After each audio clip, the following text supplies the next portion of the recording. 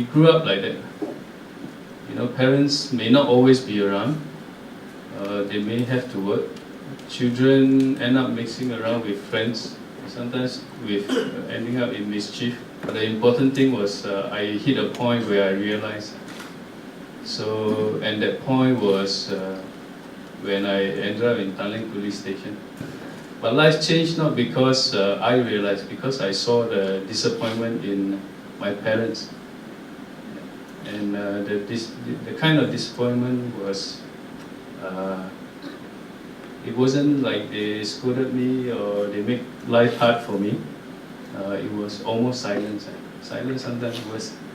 So after I graduated from NUS, with a degree in economics and geography, my girlfriend then, the mother got me to go for an interview at Sime Darby, the tyre division, Dunlop, Singapore.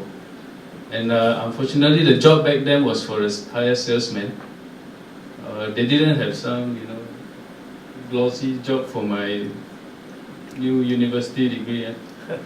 So they hired me as a salesman, and I thought, you know, first job, just try that. What's the harm? From there, it continued.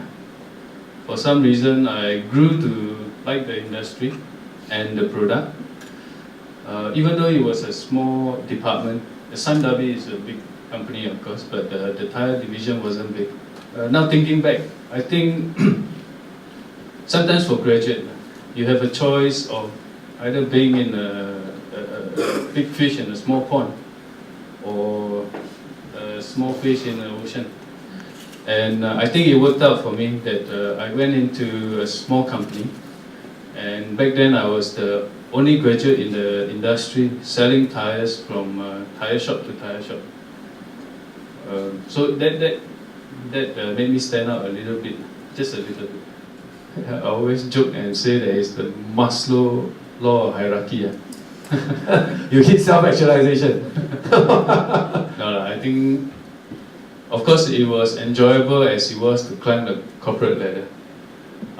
But kind of point of time where I don't think anybody should work strictly just for money. Because once, I don't know, personally for me, I don't have a lot of expenses.